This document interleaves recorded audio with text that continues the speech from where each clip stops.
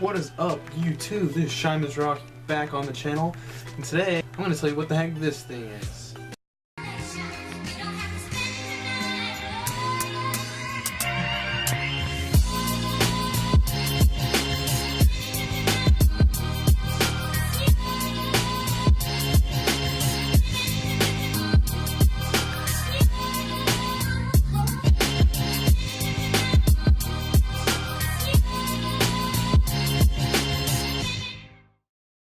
Alright guys, so welcome back to the channel.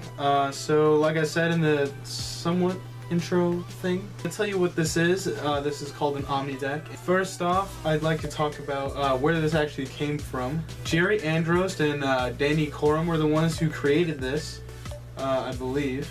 Pretty much that's where it all started, and people either don't know about this or they do know about this. So the performance in the beginning, that was for you to understand what this is used for. And I'm going to teach you on how to use it, because there's actually a lot of zero tutorials. If you're interested in where you can get one of these, I'll leave a link in the description below. And yeah, you can just pop one up. It's like 10 bucks each, not that expensive, unless you're a toddler. But other than that, I think you can afford this pretty simply. What we'll do is actually kind of tell you that there are some alterations and you know, just some little changes that you can do to your routine to make it more unique to your pattern and flow. But that will be at the end of the video, so stay tuned. Alright guys, so one of the cool things about this trick is that you can use it anytime. So this is actually pretty improv as long as you have the gimmick on you, which is, like I mentioned before, the Omni Deck. So the way you want to actually set up for the trick, it's not entirely improv, but as long as you have the gimmick and 2 cards set out, you're pretty much ready to go. So this is how you want to get ready for the trick. You want to have multiple pockets, and the reason I say this is because you want one pocket for the actual deck of cards that you will be using. The second pocket you're going to want is for the Omni Deck and 2 random cards that won't be signed or anything on top of that fake deck. Then the third pocket is going to be your back pocket, and that's why you don't want to be wearing shorts or anything when you're doing this, because you're going to want a back pocket most likely along with a Sharpie that lives there. Sharpie, go to your room. So for this trick, you're actually going to want a pretty rundown deck. Alright guys, so the reason you want like an older deck of cards is because people are going to be signing these cards for the full effect to be taken in. If you actually don't let them sign the card, it's actually gonna suck. I'm gonna be brutally honest with you. The trick is not gonna be as good as it is without the signed card. So you're gonna want them to be signing the card so it can take its full effect. Alright, and another thing you're gonna want for this trick is to know how to do the Marlowe tilt. Alright guys, so the Marlowe tilt is a move where you're kind of controlling a card. Kind of.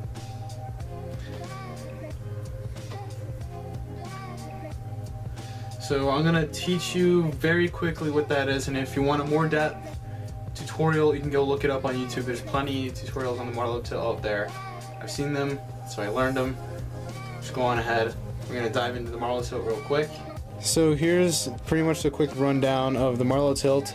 They can choose a random card, doesn't matter, but the Marlowe tilt is just a move as while they're memorizing their card, you're going to get that gap open and shove their card in the second place, shove it in, and that's pretty much the whole thing. Not that cheap. I will actually show you how it's done quickly. The way it works is as they're memorizing their card, what you're going to do is you can either pick it up with your thumb and just drop it on your pinky and palm right here, like on the fat of your hand here, or you can just push it over and just get like a pinky break and then pick it up with your fingers pretty much. Once more, to take a card, doesn't matter. You get into your Marlowe tilt position. So from the front, you can't really tell because you're going to be pushing down with your thumb in the front, so you can't really see that it's higher elevated. It's not going to be like floating in the air. It's not like that. You know what I'm saying? Like it's going to be on the deck in the front and then just back, like kind of pushed up in the back. So you're going to take their card and just kind of shove it in towards the bottom. And to make it more convincing, you can push the card in some actual places and pop some cards out. Right, and then just actually put it in and then just square it all up. So with this movement, when you're going like this, it's a good idea to poke some cards out. And the reason is when you put it in here, when you're squaring it up, you kind of hide yourself putting that card down. There you go. You now have the card in second position. Alright guys, so you're gonna have the deck in your shirt pocket. I just prefer it there. You don't need to have it there. You can put it in your jeans pocket, but it doesn't matter. So you're gonna take the deck out and you're gonna have them choose a random card, and this is absolutely random, it doesn't matter. And so then they can take it and then they can sign it. So this is where the back pocket comes in. After they choose their card, right? Let's just choose a random card that's I'm not gonna really miss. Four of spades. You don't want to look at it because this is going to kind of lead on to it later. So what you're going to do is you're going to have them choose their card, pull it out, tell them to take it and look at it, right, and to memorize it. So then what I'll do is I'll take the deck, the whole deck, and go to my back pocket and drop it off. And by coming back out, I have the Sharpie. So you might be familiar with that kind of move or something like that from Jay Sankey's tricks. He does that quite a bit, just dropping things off in your pockets while grabbing a Sharpie or similar things like that. So you can tell them to sign the front. And for my instance, I'll just put Gambit SM. So as you're signing that, you are pretty much just getting the other deck out, right? Bam. And that is going to be a mechanic's grip in your hand.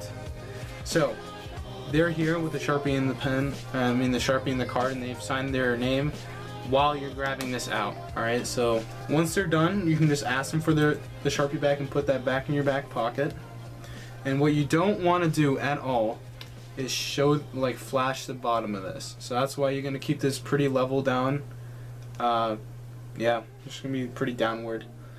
And this is where the Marlowe tilt comes in. You're going to also, while you're waiting for the signature, you can also get your Marlowe tilt ready, or you can just do it on the go. I don't really care, it just kind of happens how it happens. So I take the card back and I put it in the center. Okay, so they're gonna have their card in the Sharpie, and while they're signing the card, you're gonna go to your shirt pocket and take it out, the Omni Deck, and 2 random cards. It doesn't matter what they are. I just so happen to have the King and Jack of Clubs here, but yeah. So once they're done, you can take the Sharpie back and put it in the same back pocket as your deck, and this is where the Marlowe tilt comes in. You can get ready in the Marlowe tilt with one hand, like I said, with the pushover, or you can just pick it up. And so the thing is, you can get the Marlowe tilt ready while they're signing the card as well, so that would be fine. I just kind of do it how it happens. If I have time, I'll set it up. If I don't, I'll just do it on the go. So you'll take their card and you'll do the Marlowe move, and you'll push the card in, right? And you can see the perspective point that it's going into the middle, and you push it in. Alright, so this is where it gets a little bit more in-depth with the trick. If you're familiar with the ambitious card routine, you already know that by doing a double lift, you'll get their card to the top, right, through your Marlowe move. So what's going to happen is you're going to ask them to snap their fingers, and the goal is to get the card to the top, much like the ambitious card routine. So you're going to flip the 2 cards over and show them their signature. Now what I do is I'll give them the top card and have them hold on to it. And I'll do whatever gesture I like. I usually just act like I'm picking something up and dropping it off on my deck, and then reveal the top card once again to be theirs. Right? And I usually tell them to drop this card just to the floor. It doesn't matter. If they're old, you're never going to use it in this deck again, so it doesn't really matter. So here's what's going to happen again. While they're looking at their card, making sure it's their signature, you're going to get the Marlowe move ready again, and you're going to perform it a second time. Right? So you now have a random card, their card, and then the deck. Right? Now you're not going to pull it to the top again, because this is what's going to happen. They're going to see a glass deck underneath.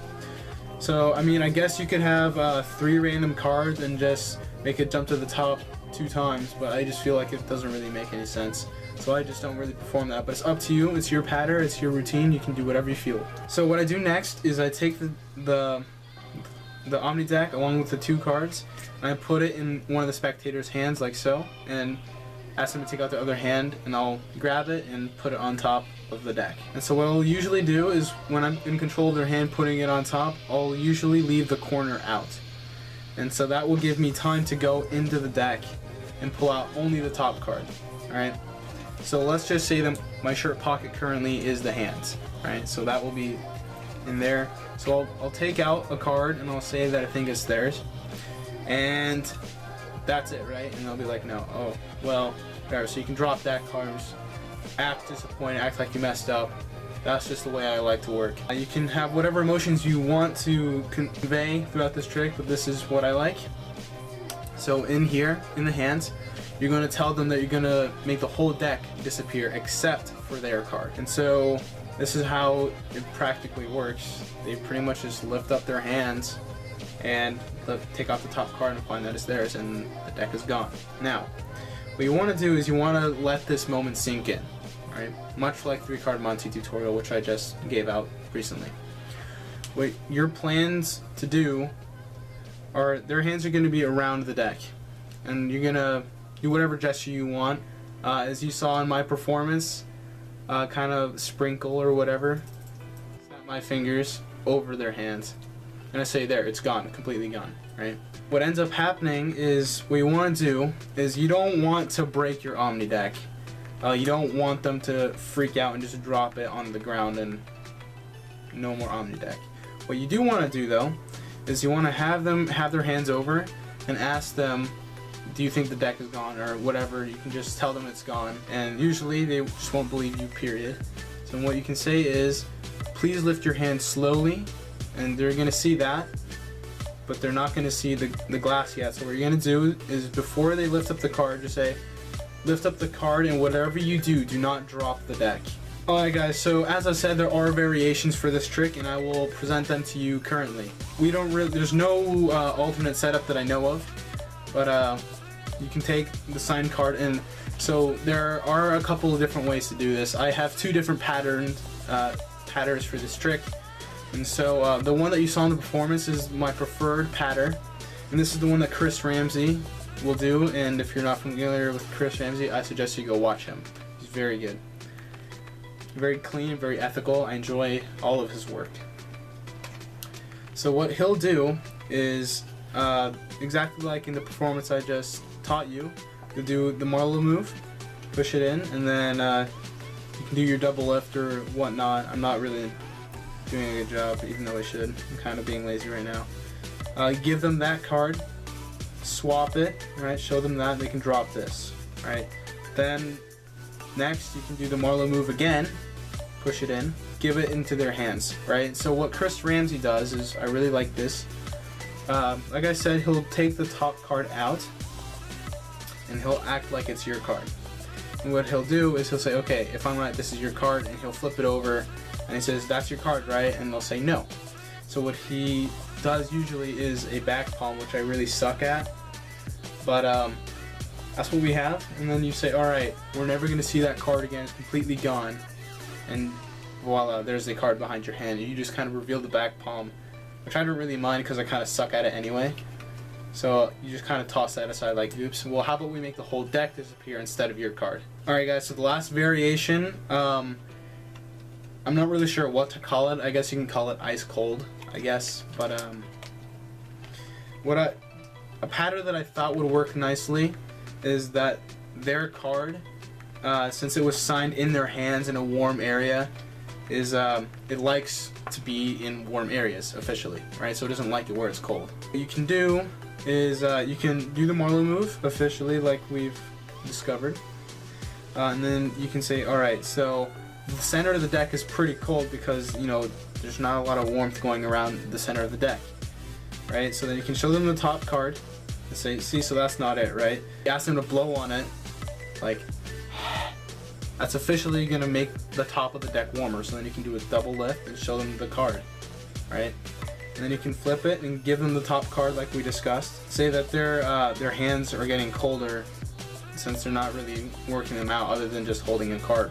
So then what you can do is you can say that the top of the deck is again yet warmer, and then you can breathe on it, and then bam, you have a signed card. You can drop that. You can do another Marlowe move. Alright, very sloppy one I might add. and then you can give that into their hands and say, okay, so I think this could be your card. And so you take it out and you say, okay, this has to be your card. And then you show it and you're like, oh, well, that's not it. And then your explanation for why it's not it is because it's still in your hands, are still clamped around the deck, which makes it extremely warm. It's extremely warm in your hands, right? So what you do is you ask them to lift their hands and say, see, the card on top is actually your card, but everything else is solidified from the heat. And then you can show them both. Alright guys, I hope you liked that tutorial. I realize that there's not a lot of tutorials out there on this trick, and the ones that are on there are really short and really bad.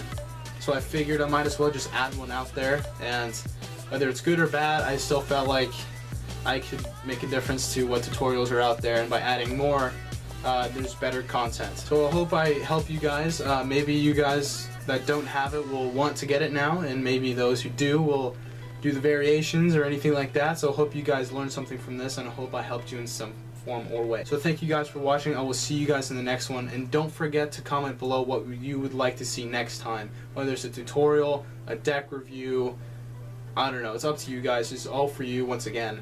So just don't be afraid to let me know what you want. I'll see you guys next time.